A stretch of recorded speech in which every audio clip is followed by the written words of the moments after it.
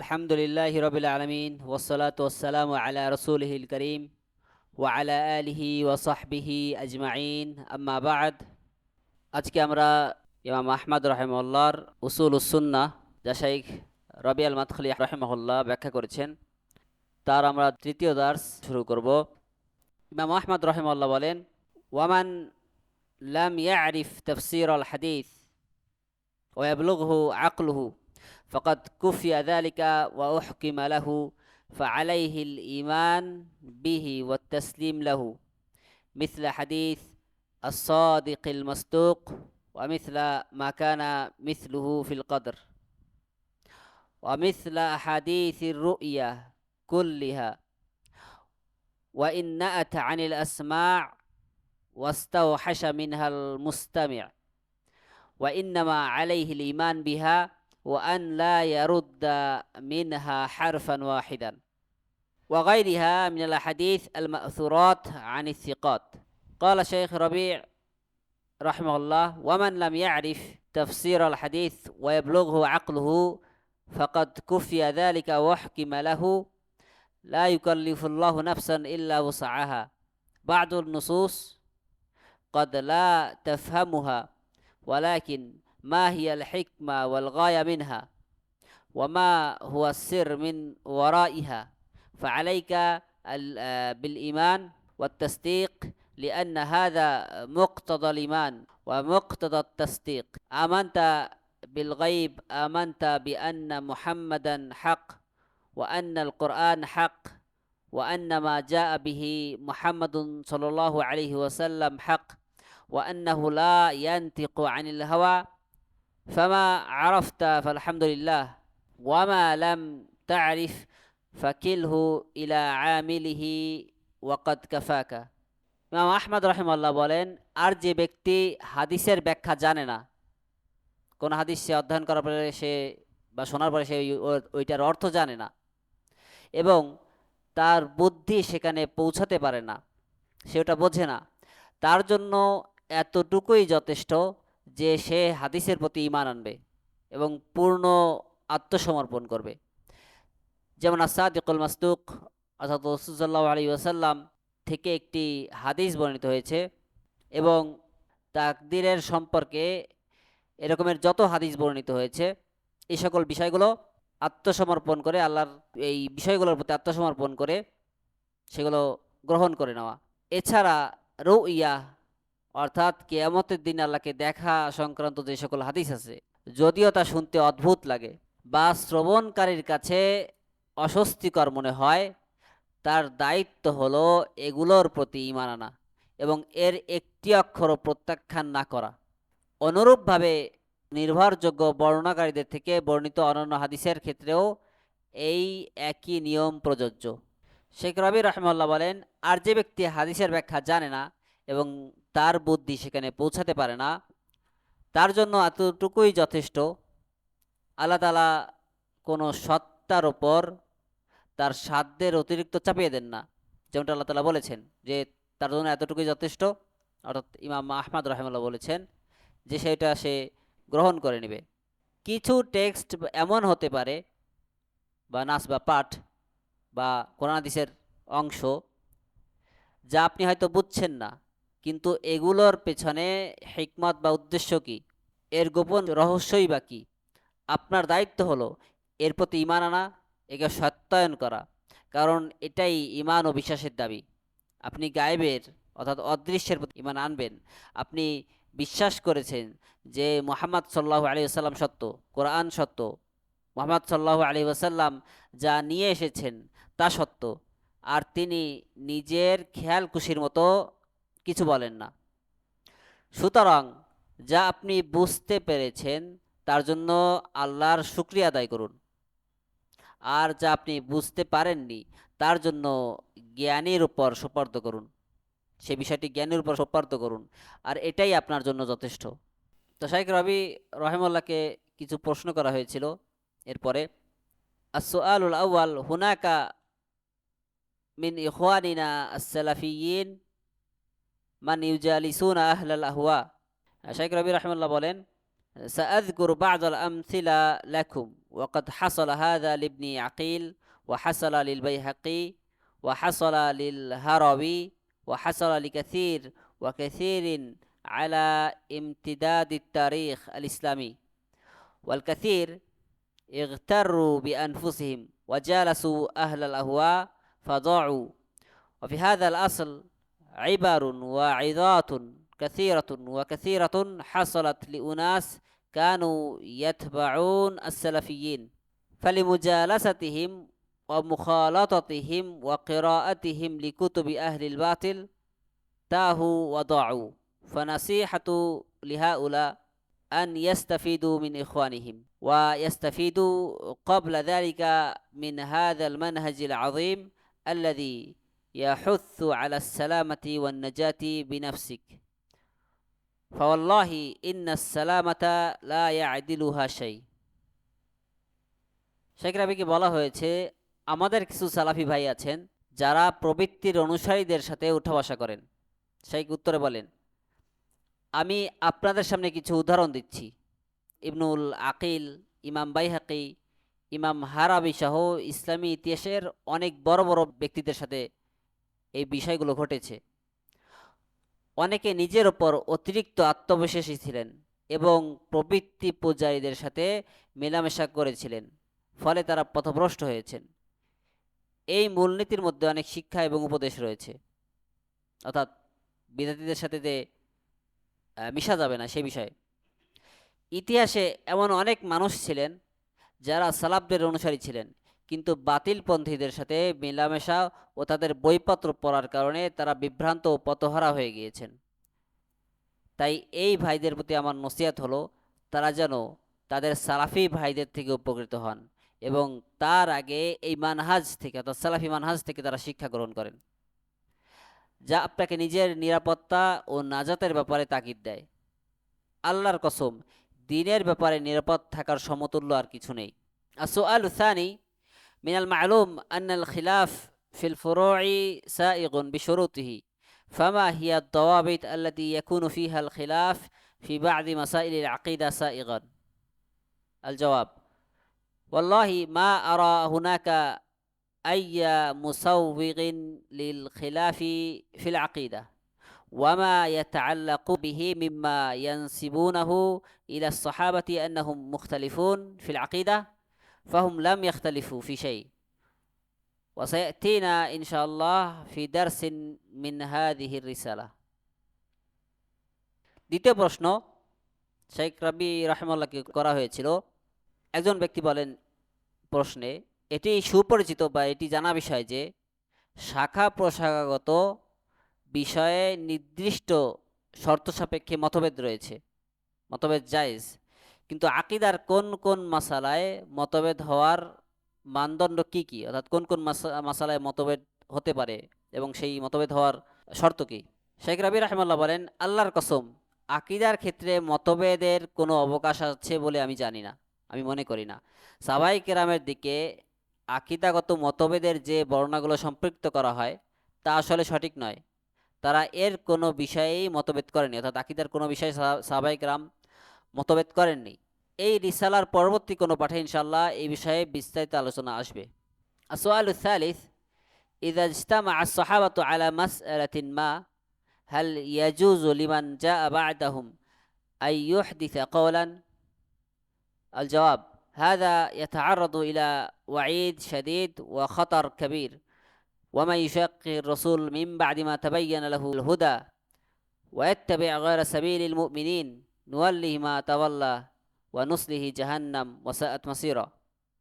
أجمع الصحابة على مسألة وأنت تأتي برأي آخر، هذا خرق الإجماع ومخالفة الكتاب والسنة ومشاقة لله وللرسول وللمؤمنين واتباع لغير سبيل المؤمنين فلا يجوز. তৃতীয় প্রশ্ন: সাহাবায়ে কেরাম যদি কোনো মাসালায় ঐক্যমত পোষণ করেন, অর্থাৎ তাদের এই ব্যাপারে ইজমা থাকে, তবে তাদের পরবর্তী কারোর জন্য কি কোনো মত তৈরি করা জায়েজ, কোনো তৃতীয় মত, কোনো দ্বিতীয় মত তৈরি করা জায়েজ? শাইখ উত্তরে বলেন, এটি অত্যন্ত কঠোর ধমকি এবং বড় ধরনের বিপদের সম্মুখীন হওয়ার শামিল, অর্থাৎ সাহাবায়ে কেরামদের যে ইজমা, সেই বিষয় থেকে সরে গিয়ে অন্য কোনো মত গ্রহণ করা। আল্লাহ তাআলা বলেন, আর যে ব্যক্তি তার কাছে হেদায়েত স্পষ্ট হওয়ার পর রসুলের বিরোধিতা করে এবং মুমিনদের পথ ছেড়ে অন্য পথ অনুসরণ করে, অর্থাৎ সাহাবায়ে কেরামদের পথ ছেড়ে অন্য পথ অনুসরণ করে, আমি তাকে সে পথেই ছেড়ে দেব যা সে বেছে নিয়েছে এবং তাকে জাহান্নামে নিক্ষেপ করব, আর তা কতই না মন্দ আবাসস্থল। সাহাবায়ে কেরাম একটি বিষয় একমত হলেন, আর আপনি এসে অন্য একটি মত দেবেন, এটি ইজমা লঙ্ঘন, কোরআন সুন্নাহর বিরোধিতা, আল্লাহ রসুল এবং মুমিনদের সাথে এর মাধ্যমে শত্রুতা স্থাপন করা এবং মুমিনদের পথ ছেড়ে অন্য পথ অনুসরণ করার শামিল। সুতরাং এটা মোটেই জায়েজ নয়। আসওয়ালুর রাবি', আনা রাজুলুন আ'মালু ফি ইহদা আল ওয়াযাইফ ওয়া বা'দু যুমালা'i ওয়া কুল্লুহুম মিন আসহাবিল মানাহিজিল মুনহারিফা, ফামা নাসিহাতুকা লি ফিল হাযারি মিন মুজালাসাতিহিম? আল জবাব, ইবহাথ লাকা আন মাজাল আখার ইন ওয়াজাদতা ফীহিম মান ইয়াকবালু দা'ওয়াতাকা ফালহামদুলিল্লাহ, ওয়া ইন মা ওয়াজাদতা ফাবহাথ আন মাজাল আখার। নাম। শেখকে আরেকটি প্রশ্ন করা হয়েছে। একজন ব্যক্তি বলছেন, আমি একটি চাকরিতে কর্মরত আছি এবং আমার সহকর্মীদের প্রায় সবাই বিচ্যুত মানহাজের অনুসারী। তাদের সাথে ওঠা বসার ব্যাপারে সতর্কতা অবলম্বনের ক্ষেত্রে আপনার নসিহত কি? শাইখ উত্তরে বলেন, আপনি নিজের জন্য অন্য কোনো ক্ষেত্র, কাজের ক্ষেত্র আপনি খুঁজুন। যদি তাদের মধ্যে এমন কাউকে পান যে আপনার দাওয়াত গ্রহণ করবে, তবে আলহামদুলিল্লাহ, ভালো। কিন্তু যদি তা না হয়, তবে অন্য ক্ষেত্র সন্ধান করুন। হ্যাঁ, এটাই হলো উত্তম। আসওয়ালুল খামিস, আরজু তাওদীহ হাদিস ইবনে মাসউদ, ইন্না আহাদাকুম ইউজমাউ খালকুহু ফি বাতনি উম্মিহি 40 ইয়াওমান নুতফা। আল জওয়াব, ইযা জামা'a আর-রাজুল যাওজাতাহু ওয়া আনজালা আল-মা ফি রাহিমিহা ফায়াকুনু মুদ্দাতা 40 ইয়াওমান নুতফা, থুম্মা আল্লাহু তাবারাকা ওয়া তাআলা ইয়ানকুলুহু ইলা তাওর আখার ওয়া হিয়া আলাকা, থুম্মা ইয়ানকুলুহু ইলা তাওর আখার 40 উখরা মুদগা ওয়া হিয়া মুদগাতুল লাহম ওয়াল আলাকা মিনাদ দাম, ফাহিয়া আতওয়ার।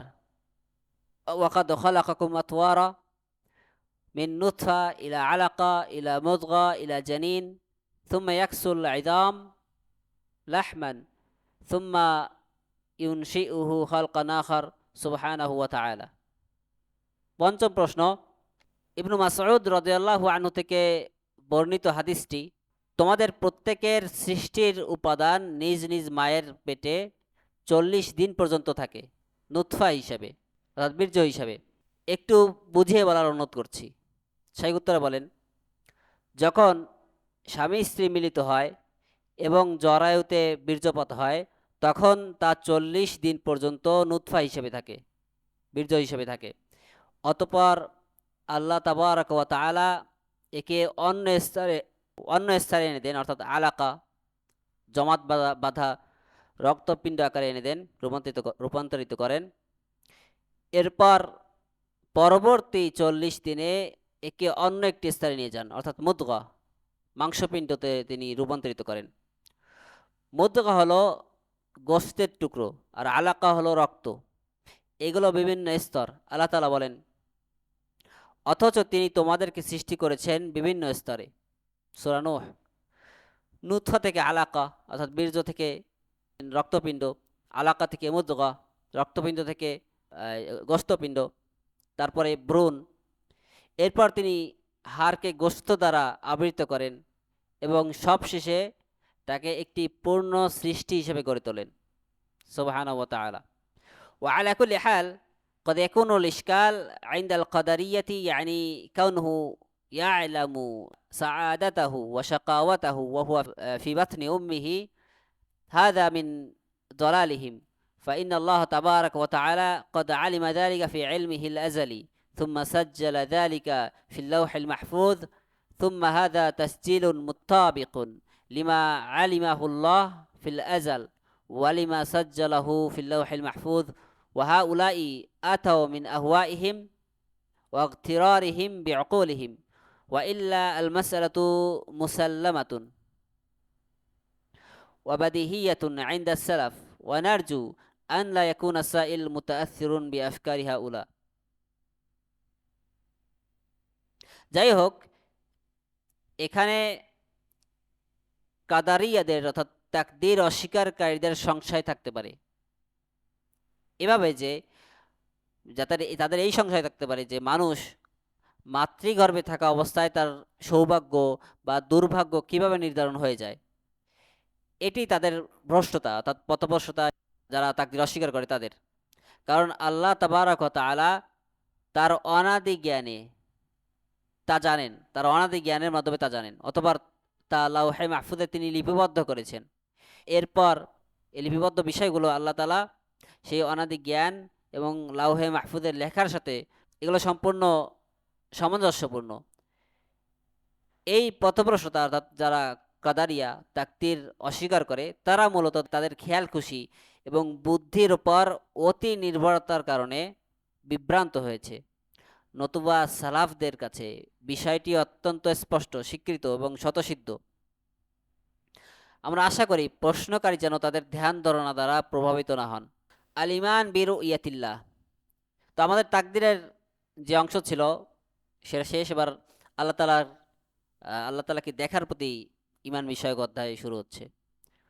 ওয়ামিসলু আহাদিসুর রুইয়া কুল্লুহা আই রুইয়াতিল্লাহ ফিদ দারিল আখিরাহ ফাআলাল আবদি আই ইউমিনা বিআন্নাল্লাহা ইউরা ফিদ দারিল আখিরাহ ইয়ারাহুল মুমিনুন ওয়া আনকারাতিল মু'তাজিলা রুইয়াতাল্লাহ ফিদ দারিল আখিরাহ বিনাআন আলা শুবাহিন বাতিলা ওয়া রাদ্দা আলাইহিম আহলুস সুন্নাতি বিল হুজাজি ওয়াল বারাহিন মিন কিতাবিল্লাহি ওয়া সুন্নতি রাসূলিহি সাল্লাল্লাহু আলাইহি ওয়াসাল্লাম ওয়া মিম্মান রাদ্দা আলাইহিম আল ইমাম ইবনুল কাইয়িম রাহিমাহুল্লাহ।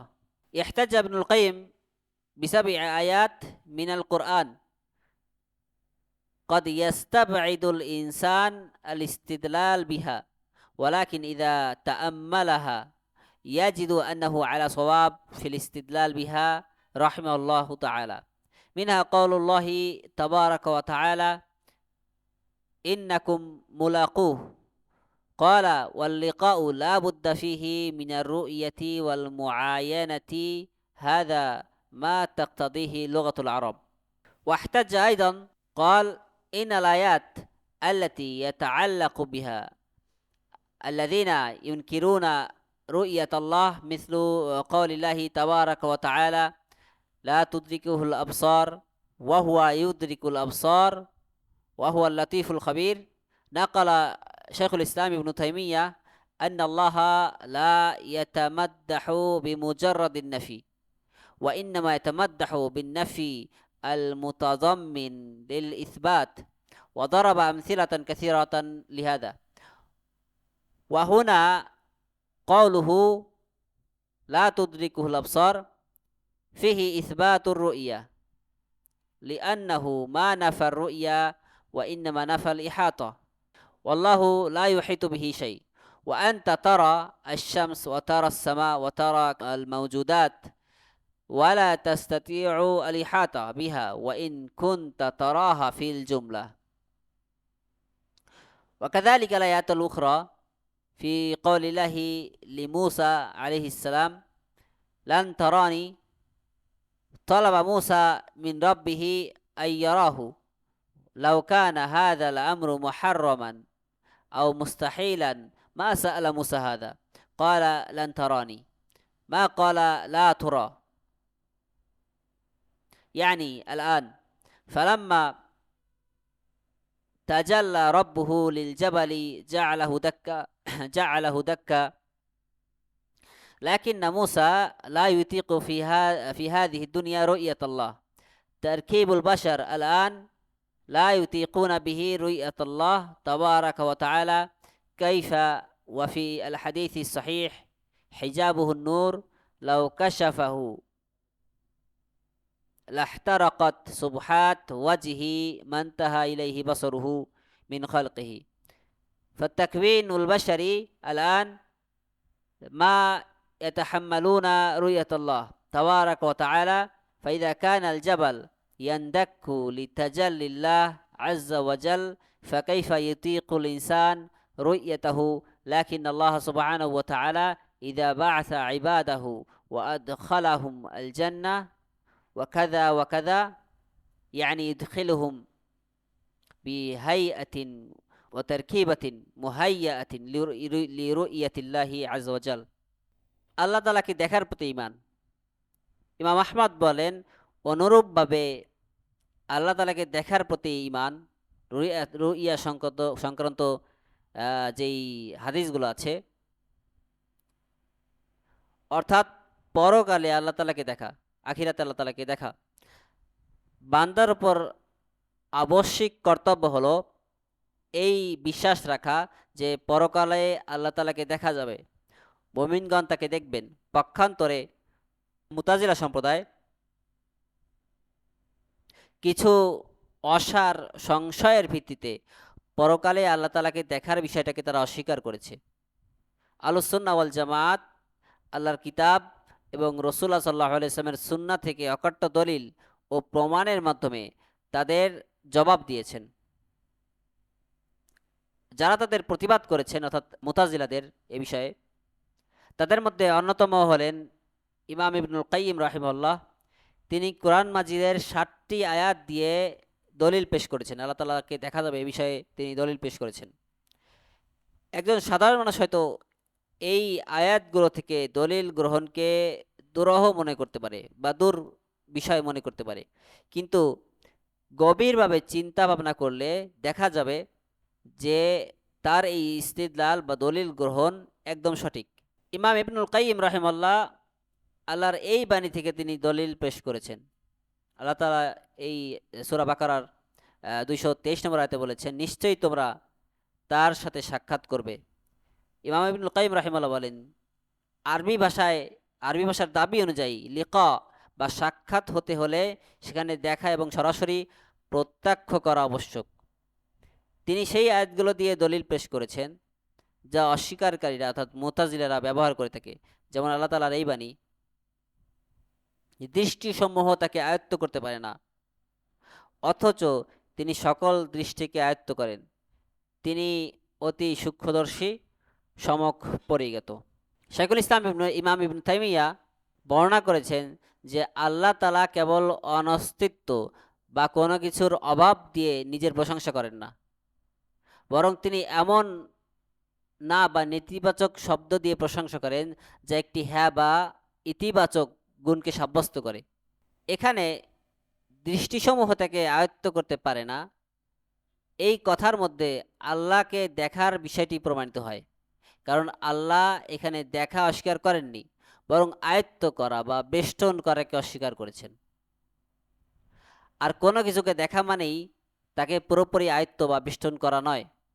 উদাহরণস্বরূপ, আপনি সূর্য দেখছেন, আপনি আকাশ দেখছেন, আপনি আরও অনেক কিছু দেখছেন, কিন্তু আপনি এগুলোর কোনোটিকেই পূর্ণাঙ্গভাবে আয়ত্ত বা বেষ্টন করতে পারছেন না। অন্য একটি আয়াতে আল্লাহ তাআলা মূসা আলাইহিস সালামকে বলেছেন, তুমি আমাকে দেখতে পারবে না। সূরা আরাফ 143 নম্বর আয়াত। মূসা আলাইহিস সালাম তার রবের কাছে তাকে দেখার দোয়া করেছিলেন। যদি আল্লাহকে দেখা অসম্ভব বা হারাম হতো তবে মূসা আলাইহিস সালাম কখনোই এমন আবেদন করতেন না। আল্লাহ তাআলা বলেছেন, লান তারানি, তুমি আমাকে দেখতে পাবে না। তিনি লা তারা, দেখবে না বলেননি। লান তারানি মানে এখন, অর্থাৎ এই দুনিয়ায় তুমি আমাকে দেখতে পারবে না। আয়াতে আরও বলা হয়েছে, অতঃপর যখন তার রব পাহাড়ের ওপর জ্যোতি প্রকাশ করলেন তখন তা চূর্ণ বিচূর্ণ হয়ে গেল। সূরা আরাফ 143 নম্বর আয়াত। মানুষের বর্তমান শারীরিক গঠন দুনিয়াতে আল্লাহ তাআলাকে দেখার ক্ষমতা রাখে না।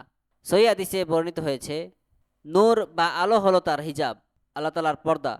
যদি তিনি তা উন্মোচন করেন, সেই পর্দা উন্মোচন করেন, খুলে দেন, তবে তার চেহারার মহিমা তার দৃষ্টির শেষ পর্যন্ত সমস্ত সৃষ্টিকে জ্বালিয়ে দেবে।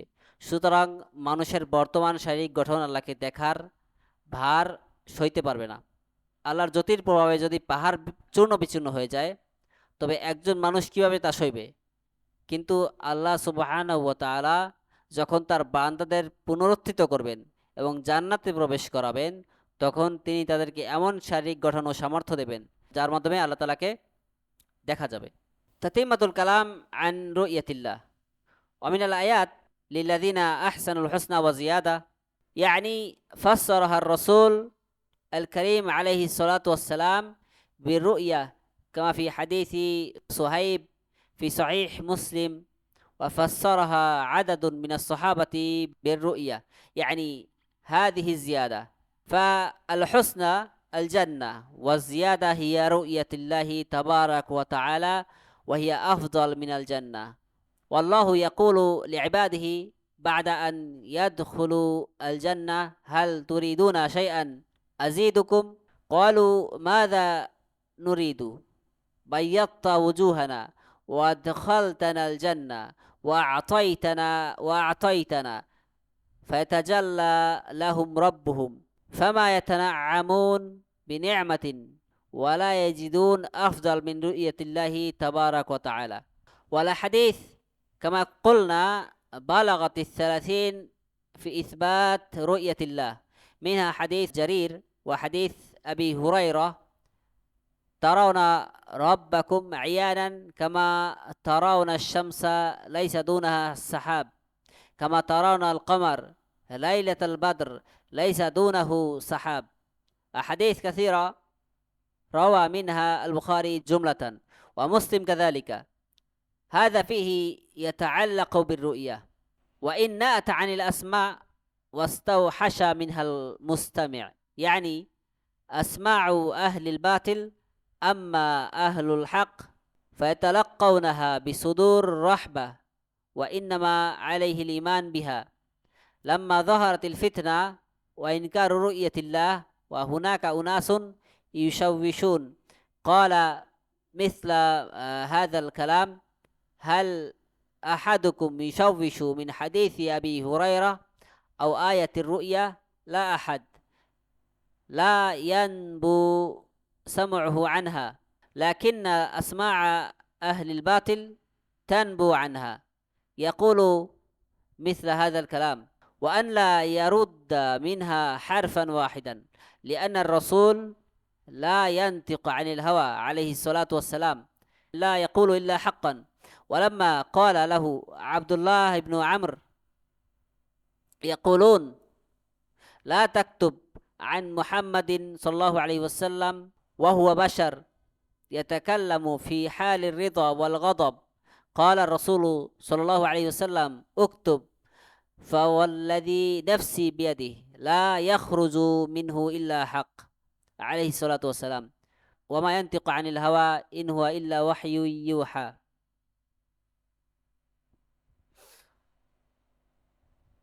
আয়াত সমূহ থেকে আরও দলিল হলো আল্লাহ তাআলা দেখার ব্যাপারে। এই আয়াত যারা নেক কাজ করে তাদের জন্য রয়েছে জান্নাত এবং আরও বেশি। অর্থাৎ রাসূলুল্লাহ সাল্লাল্লাহু আলাইহি সাল্লাম সহিহ মুসলিমের বর্ণিত সুহাইব রাদিয়াল্লাহু আনহুর হাদিসে এই আয়াতের ব্যাখ্যায় জিয়াদা বা অতিরিক্ত বলতে আল্লাহকে দেখা বুঝিয়েছেন। আয়াতে যে শব্দ বলা হয়েছে জিয়াদা, তো এখানে জিয়াদা বলতে অর্থাৎ অতিরিক্ত বলতে আল্লাহকে দেখা বোঝানো হয়েছে। অনেক সাহাবী থেকেও এই ব্যাখ্যা বর্ণিত হয়েছে। আল হুসনা হলো জান্নাত এবং জিয়াদা হলো আল্লাহ সুবহানাহু ওয়া তাআলার সাক্ষাৎ, যা জান্নাতের চেয়ে উত্তম। আল্লাহ তাআলা জান্নাতবাসীদের জান্নাতে প্রবেশের পর বলবেন, জান্নাতবাসীদেরকে বলবেন, তোমরা কি চাও যে আমি তোমাদেরকে আরও বাড়িয়ে দেই? তারা বলবে, আমরা আর কি চাইব? আপনি আমাদের চেহারা উজ্জ্বল করেছেন, জান্নাতে প্রবেশ করেছেন এবং আমাদের কত কত নিয়ামত দিয়েছেন। এরপর আল্লাহ তাআলা রব তাদের সামনে জ্যোতি প্রকাশ করবেন। তখন তারা অনুভব করবে যে আল্লাহর সাক্ষাতের চেয়ে বড় কোনো নিয়ামত আর নেই। যেমনটি আমরা বলেছি, আল্লাহকে দেখার সপক্ষে প্রায় 30টির মতো হাদিস বর্ণিত হয়েছে, যার মধ্যে রয়েছে জারির রাদিয়াল্লাহু আনহু এবং আবু হুরায়রা রাদিয়াল্লাহু আনহুর হাদিস। আবু হুরায়রা রাদিয়াল্লাহু আনহুর হাদিসে আছে, তোমরা তোমাদের রবকে তেমনি স্পষ্টভাবে দেখতে পাবে যেমন মেঘমুক্ত আকাশে সূর্যকে দেখা বা পূর্ণিমার রাতে চাঁদকে দেখা যায়। বুখারী ও মুসলিমে এই সংক্রান্ত আরও অনেক হাদিস বর্ণিত হয়েছে। ইমাম আহমদ রাহিমাহুল্লাহ বলেন, আর যদি তা শুনতে অদ্ভুত লাগে বা শ্রবণকারীর কাছে অস্বস্তিকর মনে হয়, অর্থাৎ আল্লাহ তাআলাকে দেখা যাবে, এটা যদি কেউ না বোঝে বা তার কাছে অদ্ভুত লাগে, তবুও এটার প্রতি ঈমান আনতে হবে। ইমাম আহমদ রাহিমাহুল্লাহ বলছেন, অর্থাৎ বাতিলপন্থীদের কানে এটা অদ্ভুত লাগতে পারে। পক্ষান্তরে সত্যপন্থীরা, তারা তো এই সংবাদগুলো অত্যন্ত প্রশান্ত হৃদয় গ্রহণ করে। ইমাম আহমদ রাহিমাহুল্লাহ বলেন, তার দায়িত্ব হলো এগুলোর প্রতি ঈমান আনা, যেগুলো আল্লাহ তাআলা বলেছেন কোরআন হাদিসে। যখন ফিতনা প্রকাশ পেল, মুতাজিলাদের ফিতনা, অর্থাৎ তারা এইসব বলে বেড়াচ্ছিল যে আল্লাহ তাআলাকে দেখা যাবে না বা দেখা যায় না, এবং একদল লোক দেখার বিষয়টি অস্বীকার করলো, আল্লাহ তাআলাকে দেখার বিষয়টিকে অস্বীকার করলো, এবং একদল লোক আল্লাহ তাআলাকে দেখার বিষয়টি অস্বীকার করে মানুষকে বিভ্রান্ত করতে লাগলো। তখন ইমাম আহমদ এই কথাগুলো বলেছিলেন, আপনাদের মধ্যে কি আবু হুরায়রার হাদিস বা রুইয়া সংক্রান্ত আয়াত শুনে বিভ্রান্ত হন? কেউ হন না। আপনাদের কান এ থেকে বিমুখ হয় না, কিন্তু বাতিলপন্থীদের কান এটি সহ্য করতে পারে না। তিনি এমন কথা বলেছিলেন, ইমাম আহমদ এমন কথা বলেছিলেন। এবং ইমাম আহমদ রাহিমাহুল্লাহ বলেন, এবং এর একটি অক্ষরও সে যেন প্রত্যাখ্যান না করে। কোরআন হাদিসে বর্ণিত হয়েছে আল্লাহ তাআলার সম্পর্কে, সেগুলো কোনোটাই যেন সে প্রত্যাখ্যান না করে। কারণ রাসূলুল্লাহ সাল্লাল্লাহু আলাইহি সাল্লাম নিজ প্রবৃত্তি থেকে কিছু বলেন না, তিনি যা বলেন সবই সত্য। যখন আবদুল্লাহ ইবনে আমর রাদিয়াল্লাহু আনহুকে কিছু লোক বলেছিল, তুমি মুহাম্মদ সাল্লাল্লাহু আলাইহি ওয়াসাল্লামের কাছ থেকে সব কিছু লিখো না, তিনি একজন মানুষ, কখনো রাগান্বিত অবস্থায় কথা বলেন আর কখনো সন্তুষ্ট অবস্থায়। তখন রাসূল সাল্লাল্লাহু আলাইহি ওয়াসাল্লাম বলেছিলেন, তুমি লিখে রাখো, যার হাতে আমার প্রাণ, তার কসম করে বলছি, আমার মুখ থেকে সত্য ছাড়া আর কিছুই বের হয় না। আল্লাহ তাআলা বলেন, আর তিনি নিজ প্রবৃত্তি থেকে কথা বলেন না।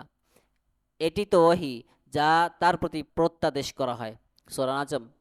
তারকুল জিদাল ওয়াল খুসুমাত ফিদ্দিন ওয়া আন লা ইউখাসিমা আহাদান ওয়ালা ইউনাযিরাহু ওয়া ইয়াতাআল্লামা আল জিদাল فإن الكلام في القدر والرؤيا والقرآن وغيرها من السنن مكروه ومنهي عنه لا يكون صاحبه وإن أصاب بكلامه السنة من أهل السنة حتى يدع الجدال ويسلم ويؤمن بالآثار وينصح بترك الجدال فإن الكلام في القدر والرؤيا والقرآن وغيرها من السنن مكروه منهي عنه وردت أحاديث في النهي عن الجدال والخصومات والرسول صلى الله عليه وسلم خرج وأناس يتناظرون في القدر فغضب حتى كأنما تفقأ في وجهه حب الرمان ثم قال أتريدون أن تضربوا كتاب الله بعضه ببعض أنكر إنكارا شديدا. هذا يدل أن النهي عن الجدال في القدر وفي غيره من العقائد لا يكون صاحبه وإن أصاب بكلامه السنة من أهل السنة فالإمام أحمد متشدد في الجدال وأن من يقول أنه لا يتوصل إلى السنة إلا بالجدال فهذا قوله غلط. وعلى كل حال هذا الكلام لا يؤخذ على إطلاقه فإن الله قد أباح لنا الجدال بالتي هي أحسن فإذا استوفى الجدال شروطه وكان المجادل يريد الحق ولا يريد المباهة والمكابرة والمعاندة فأنت بين له بالتي هي أحسن. أما إذا كان يميل إلى الغضب والصراع والتعالي فاتركه. كان الشيخ ابن باز رحمه الله يأتيه بعض الخوارج ليناظره فما يناظرهم، يأتيه بعض الروافض ليجادلوه فما يجادلوهم. وأخيرا قال حتى يدع الجدال ويسلم ويؤمن بالآثار. هذا الذي يجب. تؤمن بالآثار، ترويها للناس وتشرحها وتبين لهم إن كان يصعب عليهم فهمها. إذا رأيت أحدا يجادل بالتي هي أحسن يريد الاستفادة تبين له. عنده شبهة أزلها عنه بلطف والحكمة والموعظة الحسنة. وإن كان يريد الممارة فلا تجادله لأن هذا لا يريد الحق ولن تصل معه إلى نتيجة. এরপরে আরেকটি বিষয় ইমাম আহমদ রাহিমাহুল্লাহ বর্ণনা করেন যে বিদাতীদের সাথে তর্কে বিতর্কে লিপ্ত হওয়া যাবে না। ইমাম আহমদ বলেন, আর সে যেন কারো সাথে ঝগড়া বা বিতর্কে লিপ্ত না হয় এবং বিতর্ক বিদ্যা শিক্ষা না করে, না শিখে।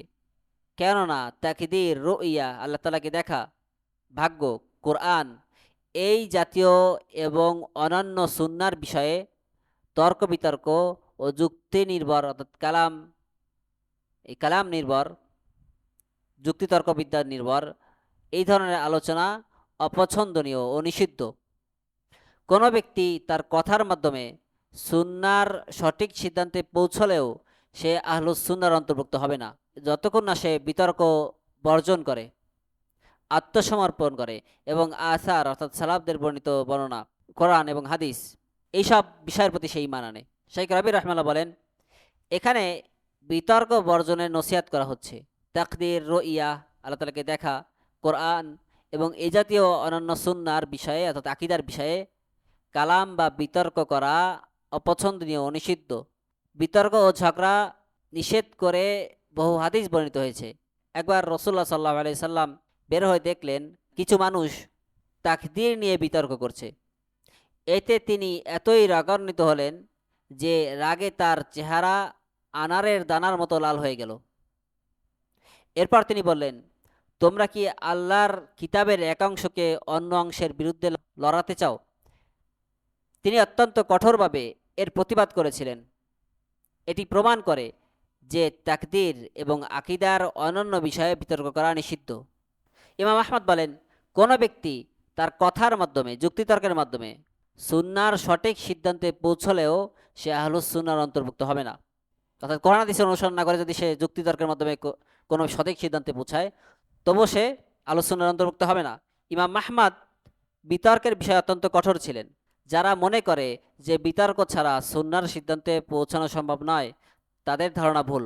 যাই হোক, এই কথাটি ইমাম আহমদের বিতর্ক বর্জন করার বিষয়ে একদম ঢালাওভাবে নেওয়া যাবে না। ইমাম আহমদ সকল বিতর্ক বর্জন করতে বলেননি, কারণ আল্লাহ তাআলা আমাদের জন্য উত্তম পন্থায় বিতর্কের অনুমতি দিয়েছেন। যেমনটা আল্লাহ তাআলা বলেন যে ওয়াজাদিলহুম বিল্লাতি হিয়া আহসান, আহলে কিতাবদের সাথে বিতর্ক করার কথা বলেছিলেন। সুতরাং যদি বিতর্কের শর্তাবলী পূরণ হয় এবং বিতর্ককারী সত্য জানতে চায়, বিপক্ষকে তুচ্ছ করা, অহংকার দেখানো, হঠকারিতা এই সব বিষয়ে যদি উদ্দেশ্য না হয় তবে আপনি তাকে উত্তম পন্থায় বিষয়টি বুঝিয়ে বলুন। কিন্তু যদি সে তার রাগ থাকে, ক্রোধ থাকে, লড়াই বা শ্রেষ্ঠত্ব জাহির করার জন্য সে বিতর্ক করতে আসে তবে তাকে ছেড়ে দিন। শাইখ ইবনে বাজ রাহিমাহুল্লাহর কাছে কিছু খারেজি বা রাফেজি বিতর্ক করার জন্য আসতো, কিন্তু তিনি তাদের সাথে বিতর্ক করতেন না। পরিশেষে ইমাম আহমদ বলেছেন, যতক্ষণ না সে বিতর্ক বর্জন করে, আত্মসমর্পণ করে এবং আসার সমূহের প্রতি ঈমান আনে, এটাই হলো ওয়াজিব। আপনি আসার অর্থাৎ কোরআন হাদিসের প্রতি ঈমান আনবেন, সেগুলো মানুষের কাছে বর্ণনা করবেন এবং তাদের বুঝতে অসুবিধা হলে তা বুঝিয়ে বলবেন। যদি দেখেন কেউ উত্তম পন্থায় বিতর্ক করছে এবং সে উপকৃত হতে চাচ্ছে তবে তাকে বুঝিয়ে বলুন। তার যদি কোনো সংশয় থাকে, কোনো সন্দেহ থাকে তবে তা নম্রতা, হিকমত ও উত্তম উপদেশের মাধ্যমে তাকে এই বিষয়গুলো, তার সংশয়গুলো দূর করে দিন। কিন্তু যদি সে কেবল তর্কের খাতিরে তর্ক করতে চায় তবে তার সাথে বিতর্কে জড়াবেন না, কারণ সে সত্য জানতে চায় না এবং তার সাথে কথা বলে আপনি কোনো ফলাফলে পৌঁছাতে পারবেন না। সুবহানাকাল্লাহুম্মা বিহামদিকা আশহাদু আল্লা ইলাহা ইল্লা আনতা আস্তাগফিরুকা ওয়া আতুবু ইলাইকা।